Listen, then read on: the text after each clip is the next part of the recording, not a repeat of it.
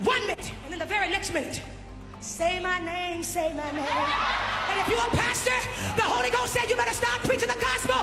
He said, this is a generation that will not endure sound doctrine. Your belly can't handle a real word from the Lord. That's why everybody has slid to the He gonna bless you message. T.D. Jakes was hanging out at a rapper and twerking party.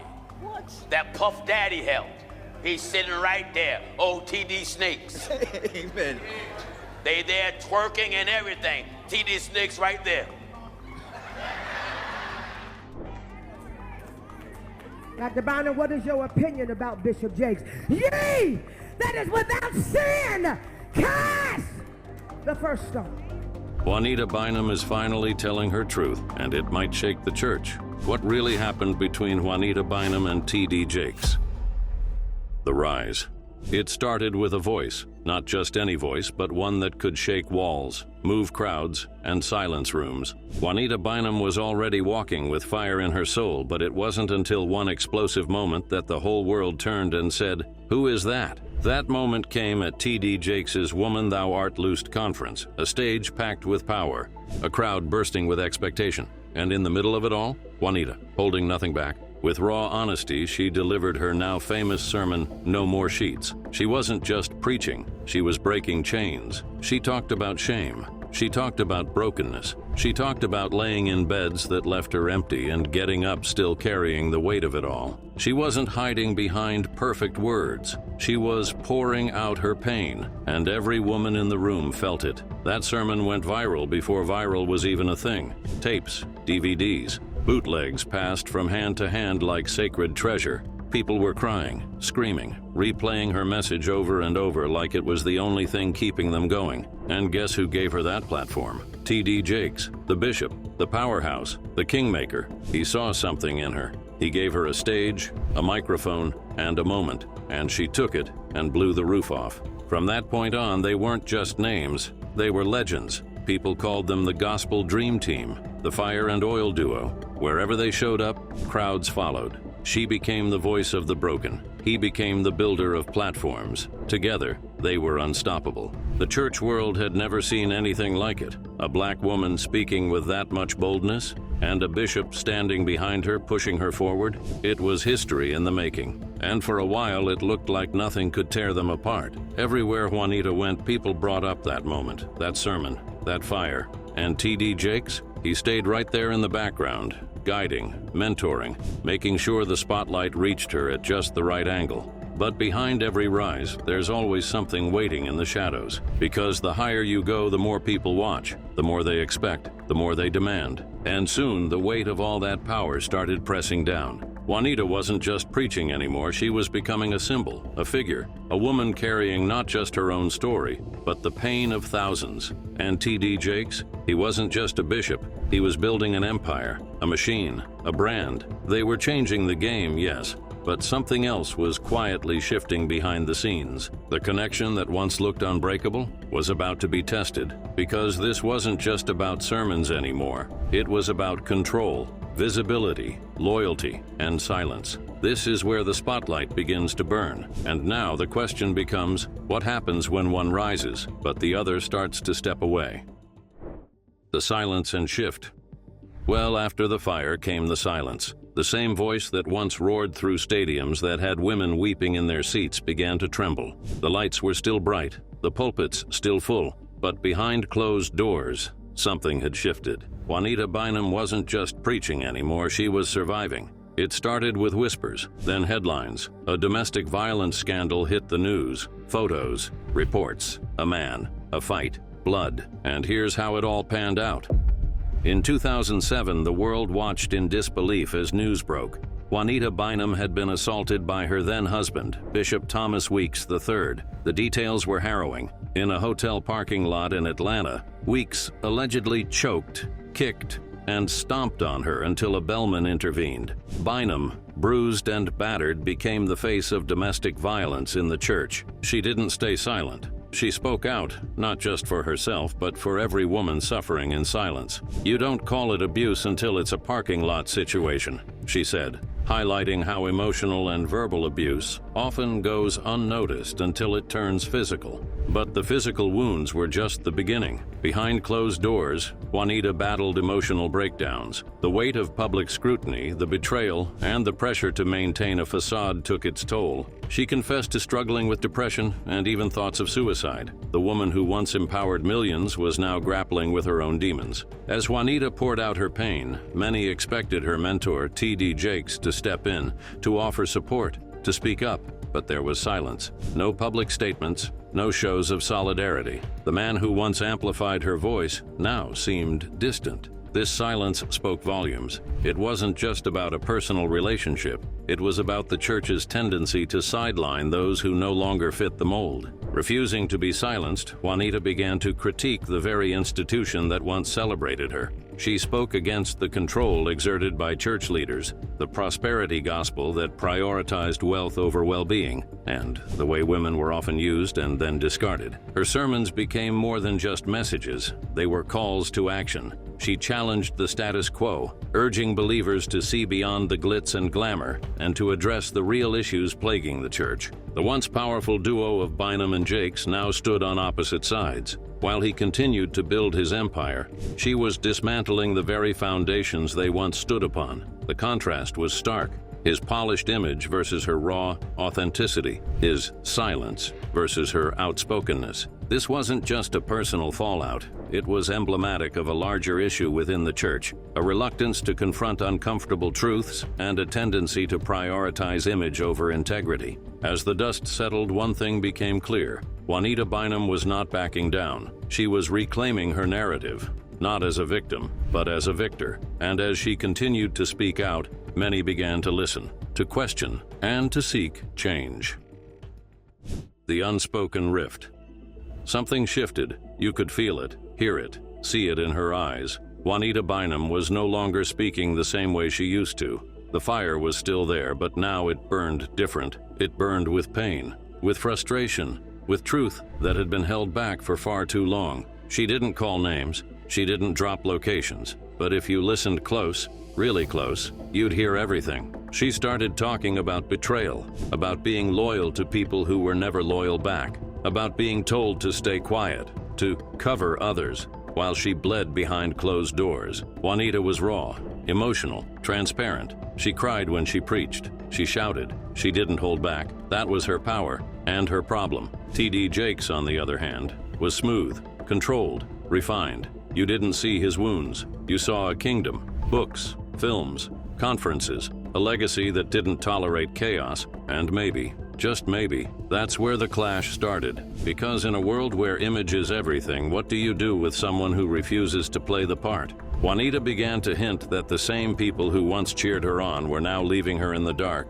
No phone calls, no check-ins, just silence, like she never stood beside them, like she never made the stage shake with her words. Now let's talk about power. Because in the gospel world, not all platforms are equal, and not all voices get heard the same. Bishop Jakes had the machinery, the resources, the corporate deals. He was protected, guarded. Juanita, she had her voice, her pain, her God. And that wasn't enough to keep her safe from the politics behind the pulpit. There was a power imbalance, and it showed. She wasn't just losing support, she was losing space. Conferences stopped calling, networks got quiet. It was like the industry froze her out, on purpose, all because she chose to be real. And that's the thing about church circles. If you cry too loud, they say you're messy. If you speak your truth, they say you're bitter. If you break down, they say you're unstable. But what if you're just being honest? What if all Juanita ever wanted was to be heard, not handled? Her transparency clashed with T.D. Jakes' polish. Her breakdowns clashed with his brand. Her reality clashed with his reputation. And in that clash came the quiet war, the unspoken rift. No public fights, no statements, just a long, aching silence between two people who once set the gospel world on fire together.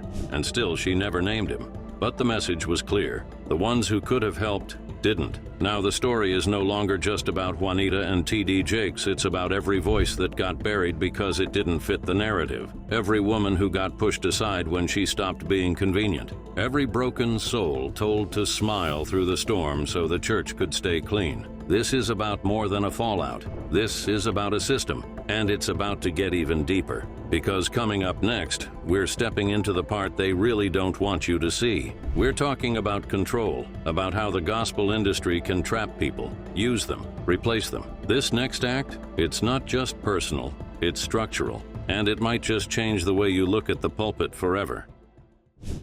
Industry pressure and control. Behind the lights, behind the pulpits, behind the praise, there's pressure, real pressure. And Juanita Bynum, she felt it crushing her from every side. You see, in this world, your platform isn't really yours, it's borrowed. Borrowed from the bishops, from the gatekeepers, from the ones who decide who gets the mic and who gets muted. And for women like Juanita Bynum, that pressure is even heavier. And she wasn't alone. Leandria Johnson, another powerhouse in gospel music, faced similar challenges. Despite her undeniable talent and a Grammy win, she found herself at odds with the very institution that once celebrated her. Her candidness about her struggles, including battles with addiction and personal hardships, was met with criticism rather than compassion. In a heartfelt live video, she expressed her frustration, saying, "I'm tired of being Leandria Johnson." But you know what I'm tired of, though? You really want to know what I'm tired of? I'm tired of being Leandria Johnson. That y'all know of. I'm tired of being Leandria Johnson that y'all know of. Both women began to see the cracks in the system. They noticed how the church often prioritized image over authenticity, how women were celebrated when they were silent but sidelined when they spoke their truth. The message was clear: conform or be cast out. Juanita started to speak out about the control she felt within the church. She talked about the pressure to maintain a certain image, to hide her pain, to pretend everything was okay, even when it wasn't. She questioned the prosperity gospel, the idea that wealth equated to divine favor, and challenged the notion that suffering was a sign of spiritual failure. Leandria, too, voiced her concerns. She criticized the church for its lack of support, for its tendency to replace rather than restore. She highlighted the emotional toll of being in the spotlight, of constantly being scrutinized, and of not having a safe space to heal. She cried out, broke down, and the moment she went off script, the moment she got too raw, she was labeled a problem. That's the same box they tried to put Juanita in, because in this industry, if you're a woman, you better stay cute, stay quiet, and stay in line. If not, you're replaceable. Just like that. 1 minute you're the star of the show, the next you're nowhere to be found on the flyer. No call, no warning, just gone. Juanita started seeing it early. The moment she stopped playing along, the moment she stopped preaching only what made people clap and started talking about her trauma, her truth, her pain, doors began to close. Not because her gift disappeared, but because the system couldn't control her anymore. And that system? It's not about healing. It's about hiding. Emotional trauma? Push it down. Smile for the cameras. Cry in the hotel room later. Pain? Dress it up. Wrap it in a robe and a sermon. Don't show the cracks. Don't let them see you bleed. Because if you break, you make the brand look bad. And that's the part that hurt the most. Juanita wasn't just fighting her own battles. She was fighting an entire structure built on image over honesty. A machine that loved her gift, but never protected her heart. She once said, "They loved me when I was loud, but they left me when I was bleeding." And when she started pulling back the curtain, when she started telling the truth about how women get used, then tossed aside, the silence from those around her got even louder. She was never just fighting one man. She was fighting a system, a silent agreement in the church world that says, as long as you keep making us look good, we'll let you stay. And it's not just Juanita. Ask around. You'll hear the same thing from so many women in ministry. They walk into rooms full of promise but leave full of pain. Because behind those invitations to speak are expectations to stay in your place. Behind those praise breaks are pastors watching every move.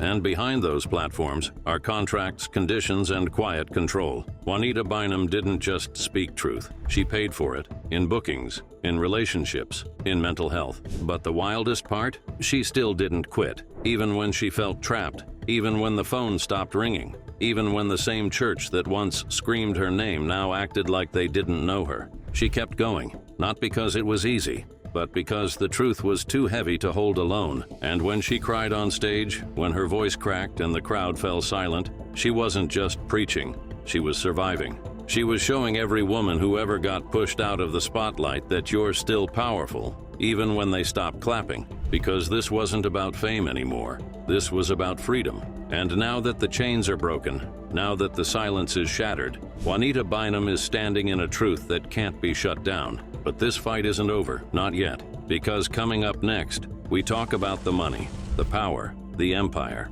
the business side of the church that made one man a mogul and left another out in the cold. Power, fame, and the business of the church.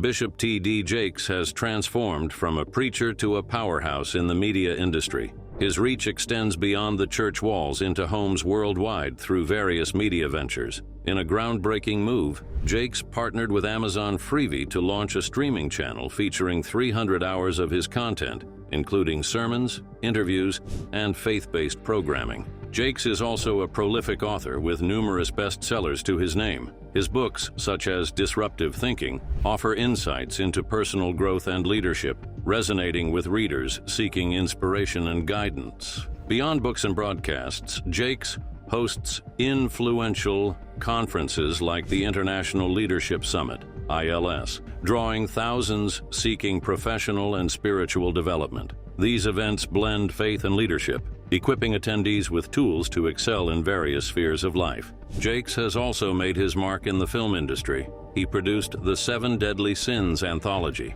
a series of television films exploring moral dilemmas, which aired on Lifetime and LMN. His involvement in film extends his message to broader audiences, merging entertainment with ethical storytelling. Through these ventures, T.D. Jakes has built a multifaceted empire that transcends traditional ministry. His ability to navigate and integrate various media platforms has amplified his influence, making him a prominent figure in both religious and secular circles. While Jakes was landing deals with Lifetime, writing bestsellers, and rubbing shoulders with Oprah, Juanita was setting up her own prayer summits, selling anointed oils, and preaching in churches that sometimes couldn't even pay the full honorarium. She didn't have the same covering. She didn't have the same cushion. Every mistake cost her more. Every misstep hit harder, because in this game, the one with the network wins. The one without fights to stay relevant. And still, she rose, but not without bruises, not with the same grace, not with the same applause.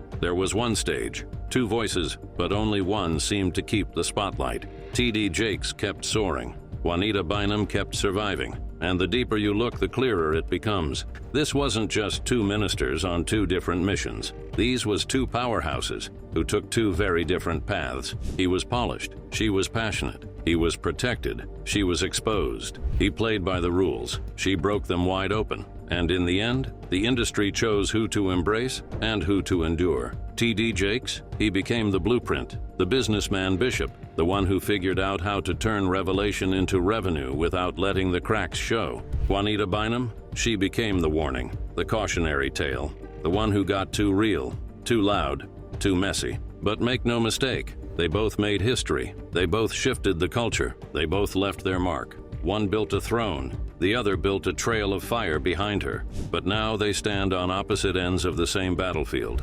One with a crown, the other with scars. And the world is still watching, still choosing sides. Some say he stayed silent when she needed him most. Some say she burned bridges that were never meant to last. But one thing's for sure, the church has never been the same since they split. 2 giants walked in together, but walked out on very different roads. And now, as Juanita stands in her own oil and Jakes rules from his media castle, the question remains, was it destiny or design? The bigger picture. In a moment that sent ripples through the faith community, Bishop T.D. Jakes, the iconic founder of the Potter's House in Dallas, announced his decision to step down as senior pastor. This revelation came after he suffered a massive heart attack during a sermon in November 2024, a near-death experience that underscored the urgency of preparing the next generation of leadership. With heartfelt emotion, Jakes passed the mantle to his daughter, Sarah Jakes Roberts, and her husband, Toure Roberts, appointing them as co-senior pastors of the 30,000-member megachurch. This transition marks a significant moment in the church's history, as Sarah becomes one of the most visible female leaders in modern ministry. Sarah Jakes Roberts, a New York Times best-selling author and founder of the Women Evolve movement, has long been a voice for women navigating faith and personal transformation. Her husband, Toure Roberts, brings his own pastoral experience, having led the Potter's House at 1LA. Together, they represent a new era of leadership, one that blends tradition with contemporary relevance. As T.D. Jakes steps into a role as chairman and spiritual overseer, focusing on broader societal issues through the T.D. Jakes Group, the question arises, what does this mean for other influential figures in the church like Juanita Bynum? Juanita Bynum, once a prominent figure alongside Jakes, has carved her own path, often marked by transparency and emotional authenticity. Her journey has been one of resilience, facing personal and public challenges while continuing to minister to those who feel marginalized by traditional church structures. With the leadership shift at the Potter's House, there's speculation about potential collaborations or reconciliations. Could this new chapter open doors for Bynum to engage with the church in fresh ways? Might we see a bridging of past divides, fostering unity and healing within the faith community? As the church navigates this transition, many are watching to see how these dynamics unfold. The legacy of leaders like T.D. Jakes and Juanita Bynum continue to influence countless lives, and their paths forward could shape the future of ministry for years to come. What we still don't know: will Juanita Bynum find renewed collaboration within the Potter's House under its new leadership? How will Sarah Jakes Roberts and Toure Roberts balance honoring the church's legacy with forging their own path? What does this transition mean for the broader landscape of women in ministry? These questions linger, inviting us to stay engaged and attentive to the evolving narrative. However, let us know what you think in the comments section. Don't forget to like and subscribe to our channel, and check out the next video displaying on the screen on how Pastor T.D. Jakes really makes his money.